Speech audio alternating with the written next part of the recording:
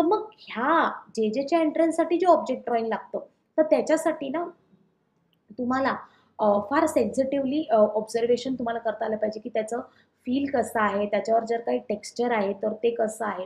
हे सगळं तुम्हाला बारीकरित्या you have to feel that आणि ते फील तुमचं त्या पेपरवर किंवा तुम्हाला साधारण पेन्सिल जी काही रेंडरिंगसाठी तुम्ही वापरता, त्याच्यावर ते क्रिएट करता आलं पाहिजे. त्याची tonal intensity, correct tonal intensity त्याच्यात ऑब्जेक्टमध्ये किंवा मी जरी ते ऑब्जेक्ट म्हणत असले ना, तरी नेचर. आता नेचरला पण मी ऑब्जेक्ट मध्येच कन्सिडर करते. हे का? हे तुम्हाला मी एका व्हिडिओमध्ये सांगेन. कारण का माझी एक ऑब्जेक्टची ना एक विशेष काय म्हणतात त्याला, मला मला अशी कळलेली ना एक विशेष डेफिनेशन आहे. ती मी तुमच्याबरोबर शेअर करेन आणि मग तुम्हाला कळेल की आपणही आपले जर प्राण काढले तर आपणही एक ऑब्जेक्टच आहोत. तर I mean to say that when we are not alive, we are just like N